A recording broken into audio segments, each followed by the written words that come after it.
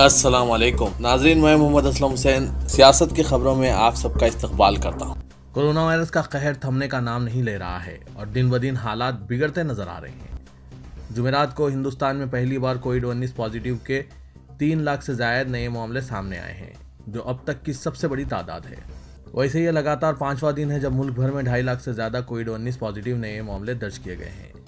वजारत सेहत की जानिब से जुमेरात की सुबह जारी अपडेट के मुताबिक हिंदुस्तान में पिछले 24 घंटों के दौरान 3,14,835 नए कोविड-19 केसेस दर्ज किए गए, जिन्हें मिलाकर मुल्क में कुल केसेस की तादाद 1,61,00,000 को पार कर चुकी है। यानी कुल तादाद 1,61,30,965 हो गई है। पिछले 24 घंटों में मुल्क भर में 2,104 मरीजों की मौत वाक़ई हुई है और ये भी एक दिन में कोरोना वायरस से हुई अब तक की सबसे ज्यादा तादाद है। कोरोना की दूसरी लहर में हलाकतों की तादाद में इजाफा जारी है। शमशान में लाश को जलाने के लिए तवील इंतजार करना पड़ रहा है, तो कई ऐसे कब्रिस्तान हैं जहां पर जगह मौजूद नहीं है। इस बार मौत के इस नंगे नाच का शिकार सबसे ज्यादा जवान तबका हो रहा है। ऐसे ही एक नौजवान की मौत ने बहुत से लोगों को हिला कर रख दिया है। इस नौजवान का नाम आशीष येचुरी है। 34 साल आशीष येचुरी CPIM के आला रहनुमाओं में से एक सीताराम येचुरी के बड़े बेटे हैं। वो कई दिनों से कोरोना के खिलाफ जंग लड़ रहे थे। आशीष जुमेरात की सुबह गुरुग्राम के मेदांता हॉस्पिटल में चल बसे। आशीष को 2 हफ्ते कबल दिल्ली के होली फैमिली अस्पताल में दाखिल कराया गया था, जहां इनकी तबीयत खराब होने के बाद इन्हें मेदांता मुंतकिल किया गया था। मगरबी बंगाल की 43 नशस्तों पर आज 6वें दौर का सुबह 7 बजे से आगाज हुआ। इस दौर में 306 उम्मीदवार, जिनमें बीजेपी के तजुर्बेकार लीडर मुकुल रॉय भी शामिल हैं।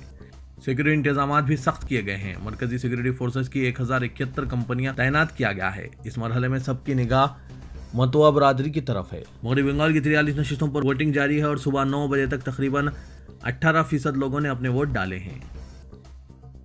दिल्ली में जहां इलाज के लिए लोग मुल्क के मुख्तलिफ हिस्सों से आते हैं, आज लोग खुद इलाज के लिए तड़प रहे हैं। दिल्ली में रोजाना हजारों कोविड केसेस शहर में आ रहे हैं, जो कोरोना के बड़े वबा से दो चार हैं। लेकिन इस वक्त सबसे बड़ा बहरान ऑक्सीजन का है। दिल्ली के बहुत सारे अस्पतालों में ऑक्सीजन या तो खत्म होने के दहाने पर है या सिर्फ चंद घंटों का जखीरा बाकी रह गया है। दिल्ली में सूरत हाल ऐसी हो गई है कि मैक्स अस्पताल को ऑक्सीजन सप्लाई का मुतालबा करने के लिए हाईकोर्ट से रुजू होना पड़ा, जिसके बाद अदालत ने मरकजी हुकूमत की सख्त सरजनिश की है और ऑक्सीजन की फराहमी की हिदायत दी है। जुमेरात की सुबह दिल्ली के माता चरण देवी अस्पताल में ऑक्सीजन खत्म हो गया। यहाँ 200 से ज्यादा मरीज हैं जिन्हें ऑक्सीजन की जरूरत है। अस्पताल की जानिब से मुसलसिल ऑक्सीजन की फराहमी करने वाली कंपनी से राब्ता किया जा रहा है।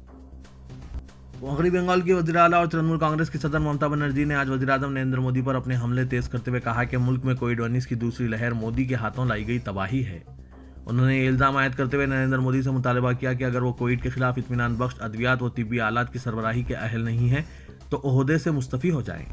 ममता बनर्जी ने इल्ज़ाम आयद किया कि वबा से निपटने के लिए मुल्क में जितनी अद्वियात तैयार हो रही हैं, उनका 65% हिस्सा पहले ही बरामद किया जा चुका है।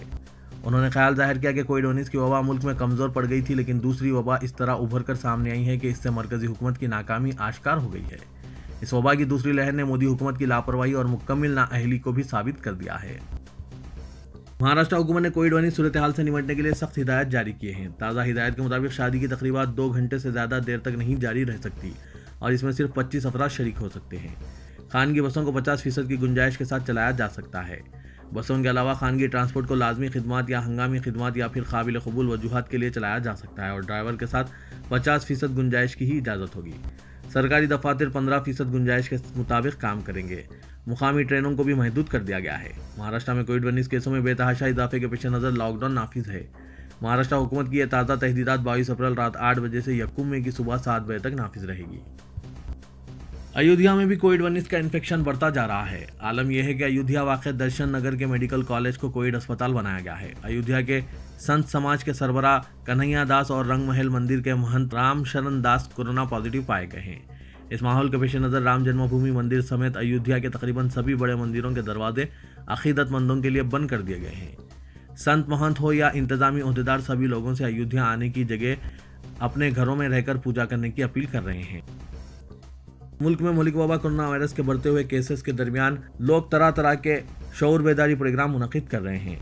बेंगलुरु में रामायण के किरदार का मेकअप करते हुए शऊर बेदारी मुहिम चलाई गई, जिसमें रामायण के किरदारों का मेकअप करते हुए चंद अफराद कोरोना वायरस से बचाव के लिए मास्क तकसीम करते देखे गए।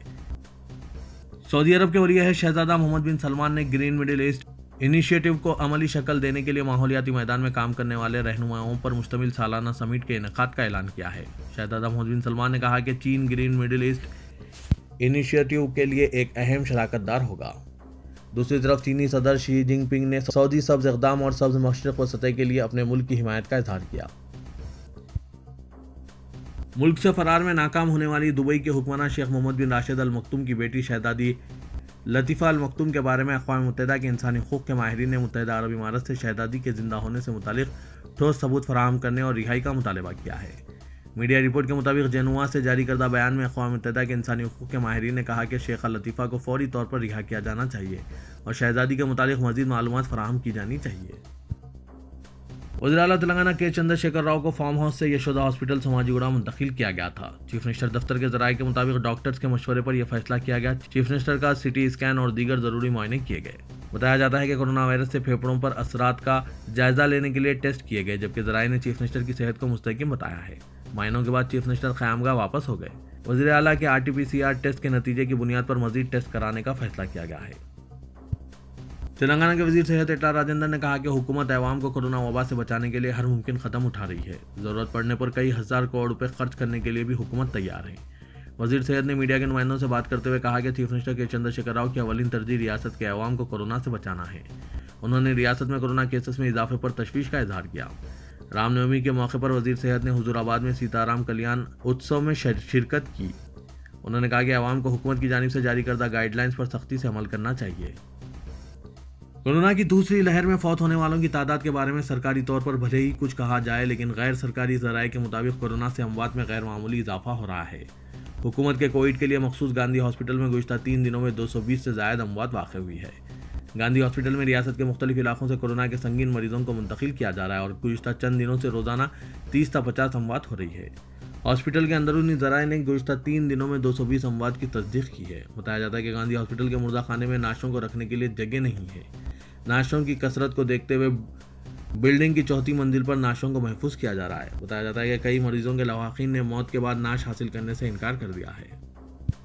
کمشنر پولیس حیدرآباد انجنی کمار نے عوام کو شری رام نومی کی مبارکباد پیش کرتے ہوئے شری رام نومی کے موقع پر شوبھا یاترا نہ نکالنے کا فیصلہ کرنے والوں کا تہہ دل سے شکریہ ادا کیا۔ انہوں نے اس سلسلے میں کیے گئے ٹویٹ میں پوسٹ کردہ اپنی آڈیو ریکارڈنگ میں کہا کہ آج کورونا شہر حیدرآباد ہی نہیں بلکہ تمام شہروں میں نئے ریکارڈ بنا رہا ہے۔ ممبئی، دہلی، احمد آباد، بنگلورو اور کیرالہ میں دوسری لہر شدت کے ساتھ جاری ہے۔ آپ اور ہم مل کر شہر حیدرآباد کو بچا سکتے ہیں۔ تلنگانہ حکومت کی طرف سے نائٹ کرفیو نافذ کیا گیا ہے۔ یہ عوام کے تحفظ اور سلامتی کے لیے ہے۔